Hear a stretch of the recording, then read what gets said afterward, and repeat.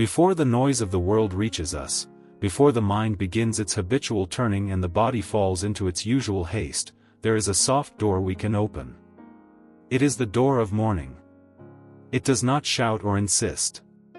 It simply stands open in silence, inviting us to step through with awareness. It welcomes us not with commands or demands, but with a quiet offering, to be still, to breathe, to feel. In the Buddhist tradition, this space between sleep and action is a rare and sacred opportunity. Every morning is a chance to begin again, not as a burden we must carry or a race we must win, but as a new unfolding of life's impermanence and possibility. The Buddha often reminded his disciples of the gift embedded in each sunrise. Each morning we are born again. What we do today is what matters most. These words are more than a philosophical sentiment, they are a gentle pointer toward mindfulness, compassion, and the profound spiritual growth that comes from living consciously. Every day is a blank page in the journey of liberation. What we choose to write on it, through thought, word, and action, shapes not only the quality of our own mind, but the peace we offer to the world. This video is an invitation to enter that page slowly. It will guide you through a gentle morning meditation rooted in traditional Buddhist wisdom. You'll be led through 5 reflections inspired by core teachings: the power of mindfulness, the strength of gratitude, the serenity found in non-attachment, and the healing nature of presence. These practices are simple, yet profound. They do not ask you to fix yourself or the world. They only ask that you meet the morning with stillness, with softness, and with awareness. The morning, in Buddhist practice, is not merely the start of the day, it is a moment of profound spiritual potential. It is a time before identity takes over, before the I begins to reassert itself through roles, regrets, or desires. It is a chance to return to the truth of what we are: impermanent, breathing beings, connected to all life, capable of both compassion and clarity. Many of us wake already burdened, already worried, already restless. But this practice offers a gentler path, a way to begin not with anxiety, but with intention. Whether you are navigating aging with grace, seeking peace of mind, exploring how to be happy alone, or simply longing to live more deeply, this morning meditation offers a foundation for the day ahead. It is not a cure for life's struggles, but a doorway into deeper understanding. A way to live this day, this one sacred day, with presence. Let this be your quiet beginning. Let it guide you home to your breath, to your awareness, to your peace. The soft door of morning is open.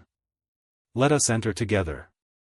We begin our reflection today with the first and most overlooked act of the day: waking up. Not just opening the eyes, but awakening the heart. Waking up gently is not a small thing, it is the way we shape the entire rhythm of the day ahead. The Buddha taught that the mind takes the shape of whatever it clings to, and so the first few moments after waking hold deep power. Do we reach for the phone, our plans, our worries? Or can we pause, breathe, and feel the weight of being alive? This first reflection invites you not to act, but to feel, not to rush, but to arrive. Let this moment be your quiet return to the body, to awareness, to life itself. In many Buddhist monasteries, the day begins not with noise but with stillness. Before the chores, before the chants, before the world awakens, the monks sit in silence, honoring the sacred doorway between sleep and the waking world. And perhaps the best way to understand this practice is through an old Zen story. Long ago, in a quiet mountain temple in Japan, there lived a young monk named Ryo. He was eager to learn and often awoke before dawn, determined to impress his master with discipline. Each morning, he jumped from his bed, rushed to fetch water, and began sweeping the garden before the sun even touched the stone paths. One morning, the old master sat on the veranda, watching Ryo move like a whirlwind. The master smiled gently and said, "Ryo, why do you run as though peace must be captured?" The young monk replied, "Master, I wish to honor the day with hard work and commitment." The master nodded and beckoned him to sit. "Let me tell you a story," he said. "Many years ago, I too believed the morning was for proving worth. I rushed through the dark to light incense before the others. But one day, as I hurried down the stone path, I slipped. My bucket fell, and water spilled onto the earth. As I sat there, soaked and frustrated, I heard a bird begin to sing, not because I had earned its song, not because I had completed a task, but simply because it was morning. That was the first time I heard the morning. Rio listened, eyes lowered. The master continued, "Since that day, I rise and sit. I feel the air on my skin. I listen before I act. The garden still gets swept. The incense still burns. But I do not rush to meet the day, I let it meet me." The next morning, Rio did not leap from bed. He sat by the window and listened to the stillness of dawn. That moment, quiet and small, became his true beginning. Like Rio, we are all invited to reclaim the softness of morning, not as a performance, but as presence. To sit in our own stillness, to feel the weight of the blanket, the warmth of breath, the gentle call of life. Waking up gently is a practice of reverence. It is how we tell the world, "I am here, but I will not run to meet you. I will meet myself first." This is not laziness, it is wisdom. It is Buddhist mindfulness in its purest form. Non-attachment to the urgency of the world, peace of mind born from observation, and spiritual growth rooted in simplicity. Before anything else, just feel. Let the day begin not with tasks, but with truth. The truth that this breath, this stillness, this being, is already enough. Gratitude is a choice, not a reaction. In this second reflection, we explore something so simple it often goes unnoticed: gratitude, not as a reaction when life pleases us, but as a deliberate choice, especially when it doesn't. The Buddha's teachings on mindfulness remind us that the mind can be trained, just as a muscle can be strengthened. Gratitude, in Buddhist practice, is not merely the result of good fortune, it is a discipline of the heart. It is the ability to bow inwardly even in the absence of comfort.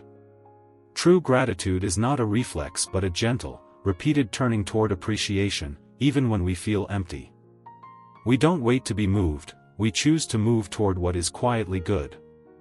This reflection asks you to consider, what if you didn't wait for things to go right to be grateful?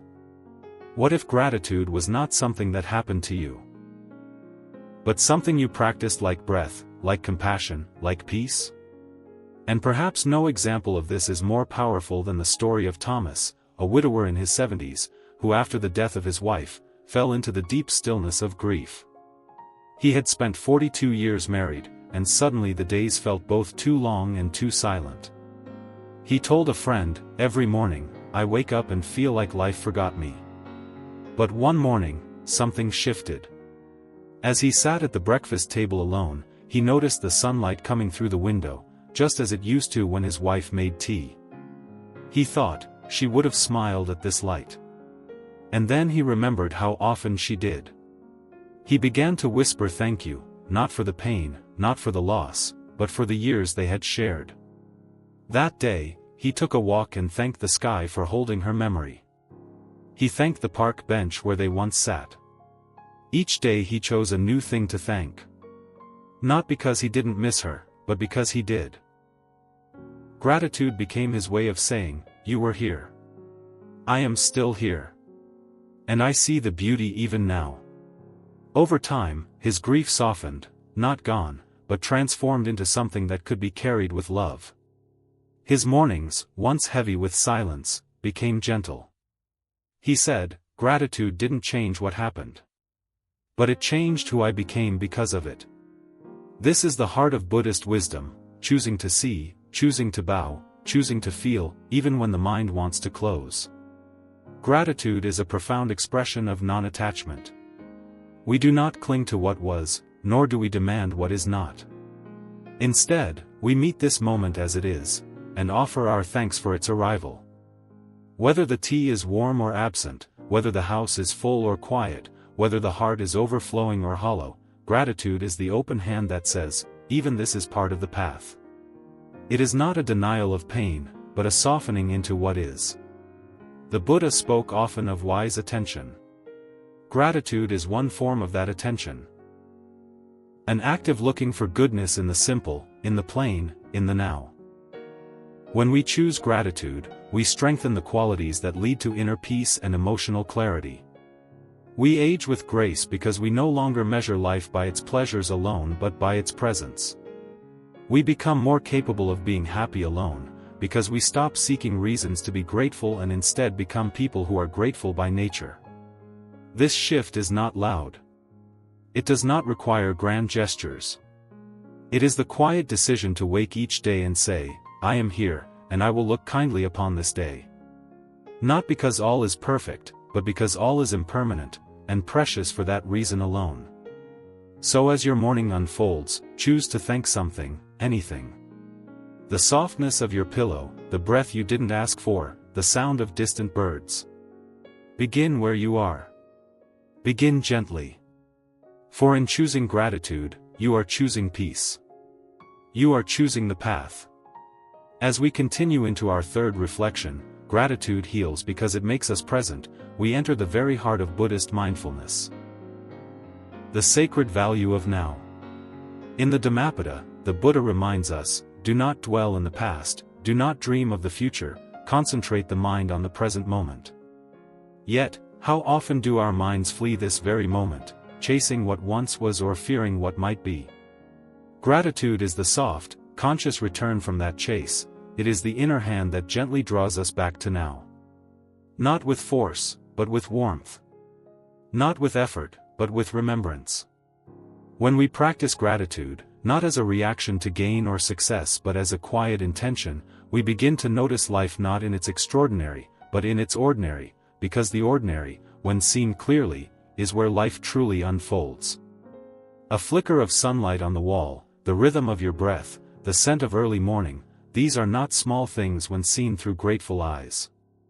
These are the doorways to presence. And presence is where healing begins.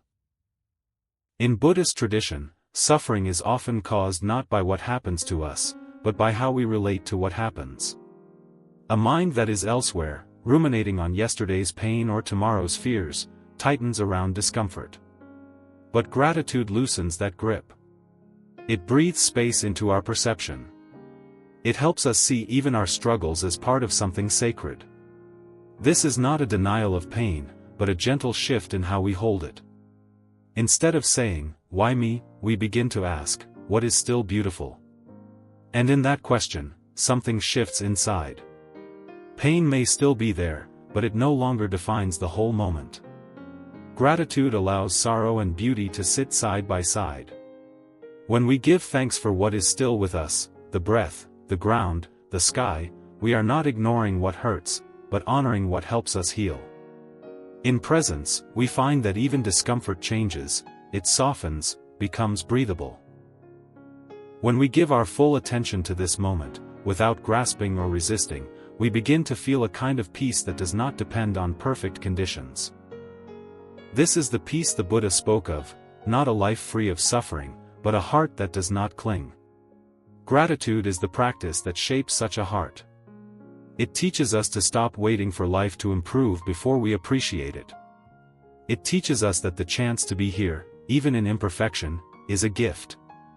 When we are present, we become aware of our aliveness, and when we are grateful, we bow to that aliveness with humility. For those walking through grief, aging alone, or living with the ache of what is no longer, this practice can feel unnatural at first. But slowly, like water shaping stone, gratitude wears away the sharpness of sorrow. It shows us that while the object of love may be gone, the love itself remains, and so does the capacity to notice, to cherish, to heal. Buddhist mindfulness teaches us that awareness is liberation. Gratitude deepens that awareness. It invites us to experience life without waiting for it to be different. It calls us home to ourselves, again and again. And in that homecoming, we begin to mend, not because all is well, but because we are finally here, breathing into what is, and offering thanks simply because we still can. Gratitude, then, is not just polite. It is powerful. It is not just emotional, it is deeply spiritual. It is the practice that returns us to the only place healing is ever possible, the present. As we arrive at our fourth reflection, letting go through gratitude, we turn gently toward one of the deepest truths of the Buddha's teaching: everything that arises will pass away. All things are impermanent: people, seasons, moments, even thoughts. The path of peace, then, is not found in clinging, but in releasing. Yet letting go is rarely easy. It can feel like losing something of ourselves. But what if letting go could be an act of honoring, rather than of grief? What if, instead of releasing something with sorrow, we could release it with gratitude? This is the subtle shift Buddhist mindfulness invites. Gratitude does not ask us to deny our loss. It invites us to embrace the beauty that was there, and in doing so, find the strength to open our hands.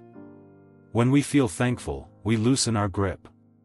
Not because we no longer care, but because we understand that love doesn't need to hold tightly to be real. In a small coastal village in Japan, there once lived an elderly woman named Keiko. Her husband had passed away many years earlier, and her only son had moved to the city, visiting rarely. Her days were quiet, filled with simple routines, tending to her tiny garden, preparing tea, and sweeping the path to the shrine each morning. One spring, after a heavy storm, her favorite cherry tree, the one that had bloomed outside her home for decades, was split by wind and rain. The villagers offered to help her remove it, but she asked them to leave the fallen trunk where it lay.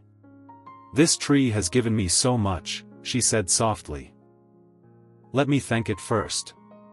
For 7 days, she sat beside it in silence, placing fresh petals on its broken roots.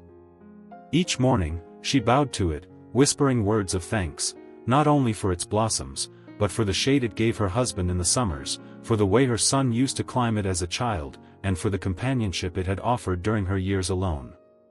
On the 8th day, she picked up her broom and began sweeping the scattered petals.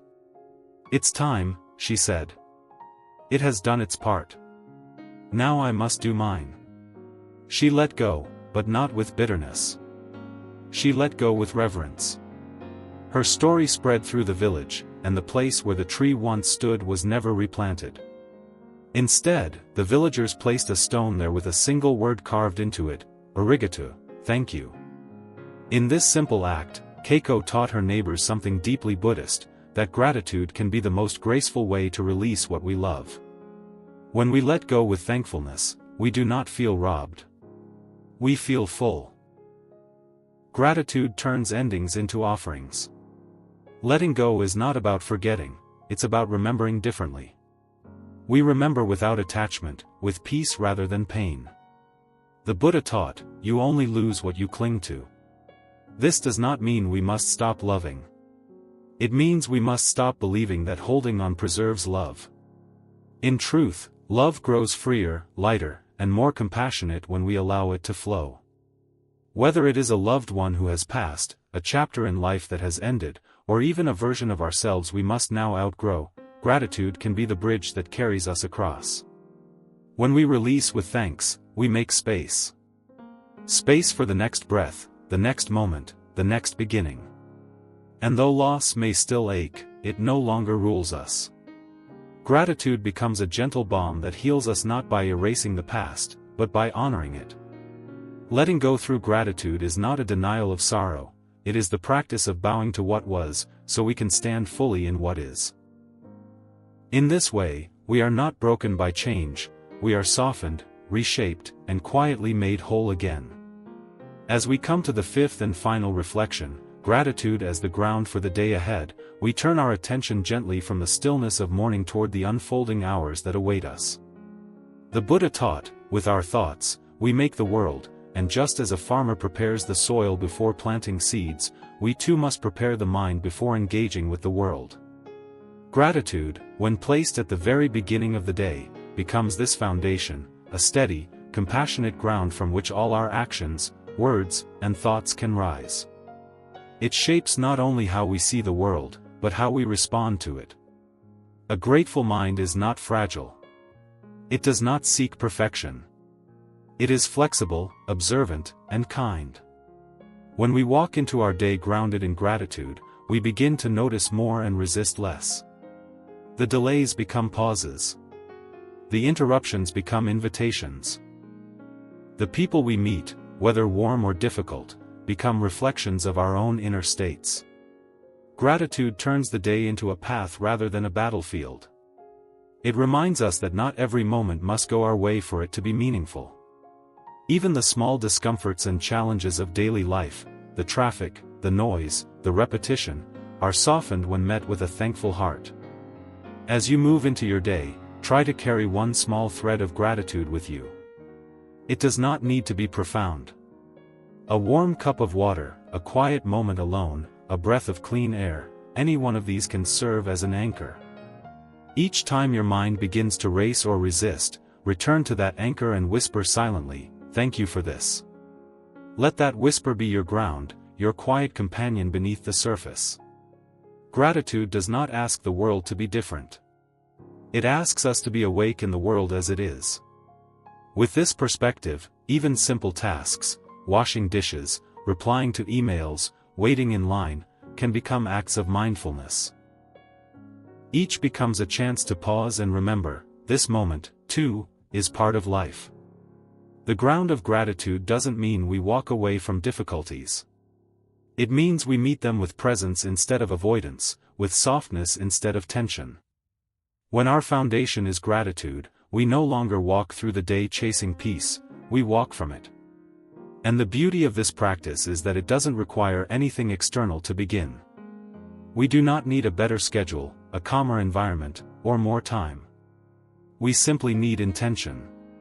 Just one breath, taken with appreciation, can shift the tone of your entire day.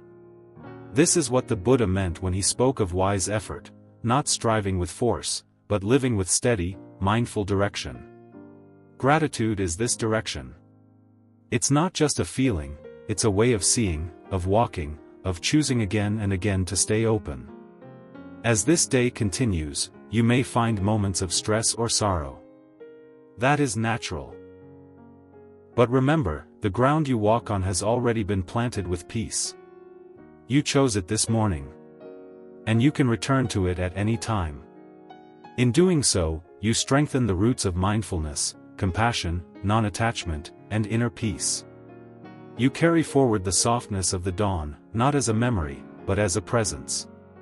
And with each step taken in gratitude, your day becomes not just a sequence of hours, but a sacred path of awareness, connection, and gentle strength. And now, as we come to the end of this morning's reflection, we arrive not at a finish, but at a beginning, a soft, sacred beginning that waits for us not in some distant future, but right here, within this very breath. The Buddha said, "Just as a candle cannot burn without fire, men cannot live without a spiritual life." And this spiritual life does not have to be dramatic or filled with grand vows. Sometimes it begins with something as gentle as a morning thought, a breath observed, or a word whispered in gratitude. You have taken this quiet journey through 5 mindful reflections, each one a step into awareness, each one a reminder that peace of mind does not come from controlling life, but from meeting it with reverence. You have seen how waking up gently softens the edges of the day, how gratitude, when chosen deliberately, transforms not just our moods, but the very shape of our consciousness. You felt how presence heals us by anchoring us in what is, and how letting go, when held with thankfulness, becomes a bridge to wholeness rather than a wound of absence. And now, you have placed gratitude not just as a feeling, but as a foundation beneath your feet, ready to hold you through every small task and every unexpected turn. This is the art of living deeply, the way of the Dhamma, not in retreat from life, but in the very center of it. To live with this kind of awareness is to recognize that no matter your age, your past, your pace, or your pain, each morning is a blessing to begin again. The gift of being alive, even with all its uncertainty, is still a sacred offering. If your eyes open today, if your lungs took in breath, you have been given another chance, not to be perfect, but to be present. You do not need to have all the answers. You only need to return, again and again, to this breath, this step, this moment. That is where the true path unfolds. Carry these teachings with you, not as ideas to remember, but as seeds to plant. Let them shape how you speak, how you respond, how you pause, how you care. And in those simple moments, the spirit of the Buddha's way will live in you, not through ritual alone, but through your being. Because to live mindfully is to live freely. To choose gratitude is to choose peace, even when the world around you is unkind. And to begin again, no matter how many times you've fallen, is the truest form of spiritual strength. This is your blessing. This is your moment. And from here, the day ahead is not something to survive, but something to walk through with steady, awakened steps. Now, as we close this meditation, we gently invite you to continue this journey beyond the screen. In the space below, we would love for you to share your own reflections. What does morning mean to you? Have you experienced a moment where gratitude helped you let go, or brought you peace during difficulty? Is there a story in your life that mirrors one of the reflections shared here? Your words could be the light that someone else needs today. You do not have to write perfectly, just write sincerely. Share your thoughts, your stories, or even a single word of gratitude.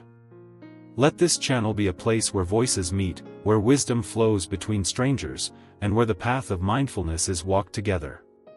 If this video touched your heart or helped you begin your day with stillness, please consider subscribing to Mindful Pathway Media and turning on notifications, so these teachings can accompany you wherever life takes you. Share this meditation with someone who might need a gentle beginning today. And if you feel called, leave a comment. Your presence in this community is not just seen, it is valued. Thank you for beginning your day with us. May your path today be peaceful, purposeful, and filled with quiet blessings.